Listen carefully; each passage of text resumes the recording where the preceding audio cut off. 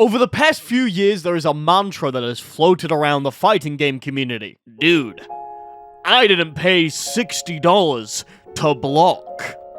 Blocking is something that people hate in fighting games. Unless you're Justin Wong, the likelihood is you don't like holding down back for 50 seconds while your opponent just absolutely pummels you with mids. But while a lot of players have tried to avoid blocking altogether, there has been an uprise in players who do nothing but block. The player who sits there and down backs for the entire game waiting for you to mess up and punishing you when you do has become an increasingly popular playstyle among mid and high level players. And it can be incredibly powerful. A lot of the time when players are learning offense, they have no idea how to beat somebody who just sits there and blocks. Depending on the game, there can be some obvious ways to beat them, but unfortunately, spamming DP in their face isn't going to open them up. If you ever find yourself in a situation where your opponent won't be opened up by you spamming DPs in their face, then I have the solutions just for you. Let's talk about 5 ways to beat blocking. But first, Gamer Supps! Gamer Supps offer a wide variety of different flavors for you to choose from, all with caffeinated and non-caffeinated option, as well as their patented waifu cups. In fact, they just released their final waifu cup of the season, being the Skater Girl Cup. Now, I know I've done this ramble a bunch of times, but they've got, like, a fingerboard tech deck thing that you can get for this waifu cup, and it's really cool. They, like, sent me it, and I'm really bad with tech decks. I can't do anything. I was gonna try and do, like, a flip with the board, but this is the closest I can get. Whatever you're seeing right now is the best I can record. But it's really cool. I really like it. I drink this stuff every day. I'm literally drinking one now. I'm drinking Chai Lily's Blowhole Blast, which is a name and a half. But you can get other amazing flavors, like Grandpa's Ashes, Guacamole Gamerfart 9000, Lean, and other beautiful, tasty flavors. So if any of this sounds interesting to you, please go to gamersupps.gg and use code He'sGekken, get 10% off any order. Thank you so much, Gamersupps, for the partnership. You've been a massive help, and let's get back on with the video. Now, all of these methods are going to be extremely universal. I cannot think of a single fighting game in which these do not apply in some way, shape, or form. So no matter what fighting game you play, hopefully this will help you beat your opponents who are just sitting there, blocking, and flipping you the bird. Let's begin with the most obvious one. Throw them. Throws are a type of attack that cannot be blocked at all and require a different method in order to be beaten. A lot of the time, this is by teching the throw, which is doing a throw at the same time as your opponent. But there are other ways to beat them. You can neutral jump, backdash, depending on the game, hit a button, or maybe do some game-specific tech in order to beat the throw. The likelihood is if your opponent is looking for an overhead or some other type of way to beat their down-back input, they might not see the throw come out. And in a lot of games, throws aren't reactable, meaning that they have to preemptively beat the throw. By simply adding throws into your game plan, you automatically make the opponent think of more things that they need to do. For the sake of keeping this list to 5 entries as well, we'll count unblockable attacks among this list.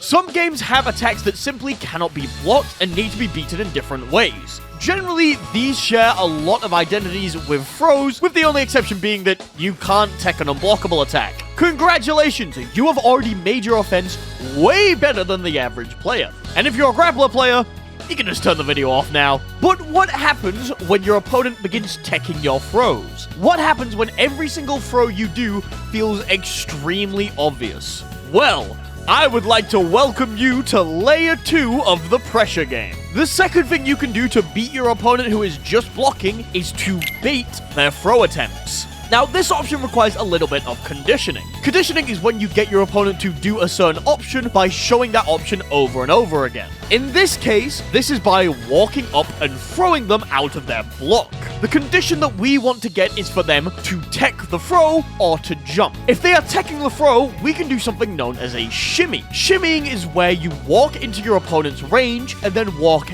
out of it in order to bait them to tech a throw that isn't coming. Since throws have a whiff recovery in a lot of games, you are able to bait this by throwing out a button and getting a counter hit combo. Of course, if they attempt to jump your throw, you can simply walk forward back into the range and anti-air them with a move that hits them out of the sky. This is known as the second layer of pressure, as we have gotten past the first simple layer and now need to start reacting to what our opponent does on defense.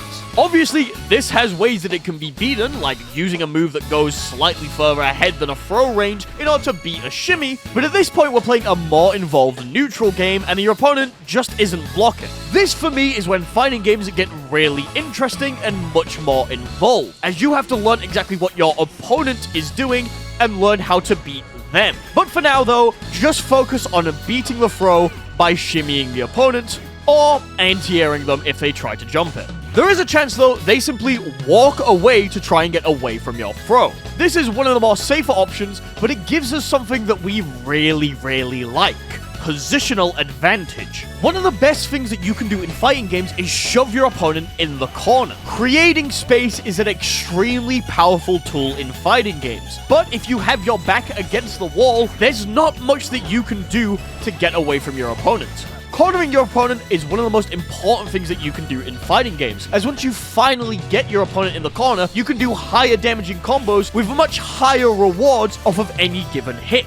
Depending on the game as well, you may be able to break the wall and get specific setups because of that. So if your opponent keeps walking away from your throws, this is a good sign that you should keep the pressure on and keep walking forward in order to get them into that corner position where that no longer becomes an option. Baiting techs and getting them to deal with a throw is one of the best options you can do to stop your opponent from blocking. But there's a few more that we should go over. The biggest one that you're probably surprised that I haven't talked about yet are mix-ups.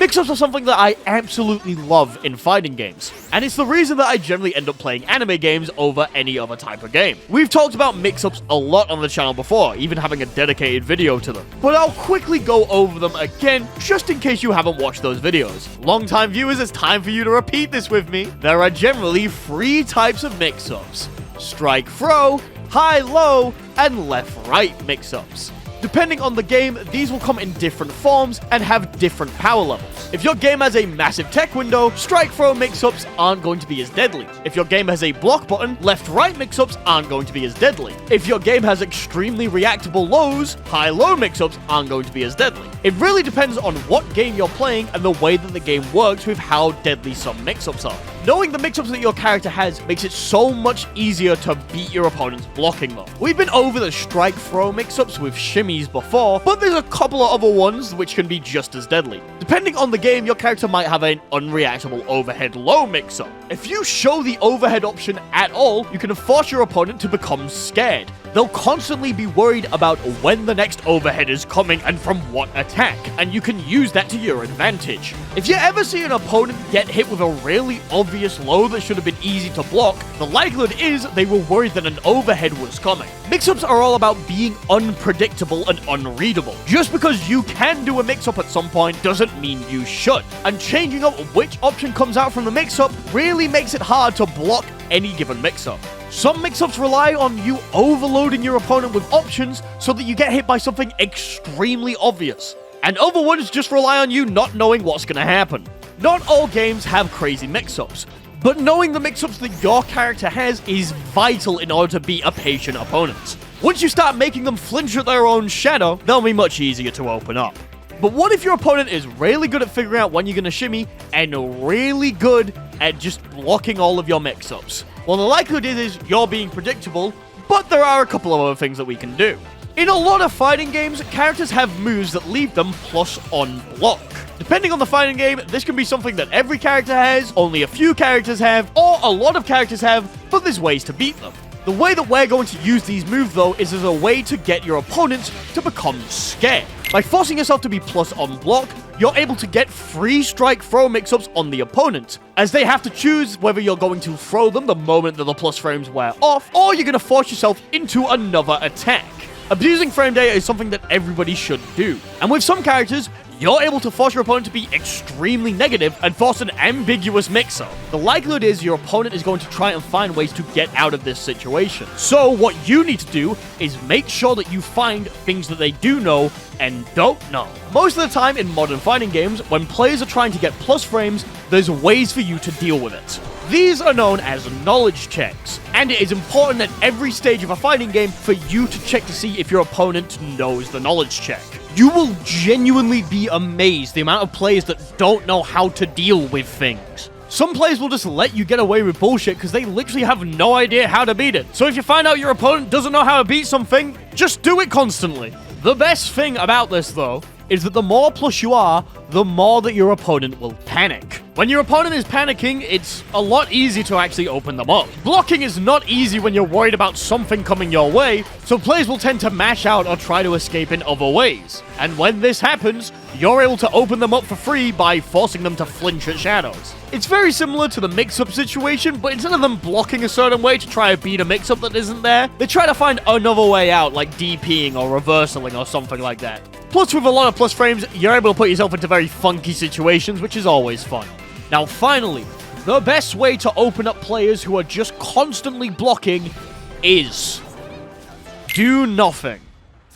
If you're winning, you will be absolutely amazed with the amount of players that have no idea how to actually approach someone who is playing passively. So if you get a life lead, a genuine valid strategy is to sit at around mid-screen and just box your opponent out. Not only will this ensure that you keep your life lead, it will frustrate them and has the added benefit of causing the timer to tick down.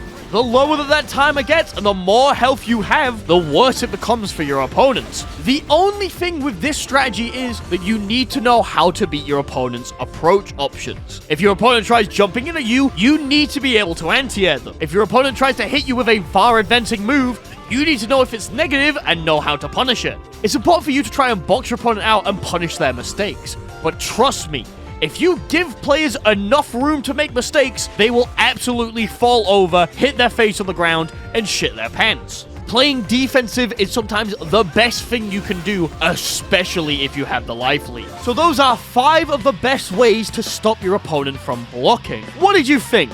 Did you have any other ideas on how to beat them? Let me know in the comments below. Thank you all for watching. Subscribe if you haven't. I'm trying to get to 100,000 subscribers by the end of the year. And hopefully, if we start early, we'll be able to get it done. I'll be streaming on Twitch right now, playing some Guilty Gear Strive in the Park with viewers. So come on down if you want to scrap. Thank you all for watching, and I'll see you all next week. As always, I'd like to give a very special thanks to 64 MHz, Almost Nap Time, Ben from Canada, Cervantes de Leon, Daniel Wiedericht, Edison Luttery, Fexo, Games.png, I Am Naruto, MP04, Mr. Clen, Ray W, Sergeant Cubby, Super, Falcon, Tom Tanks, Velvet Puppy, Volta, and Zandatsu for being Tier 2 patron supporters.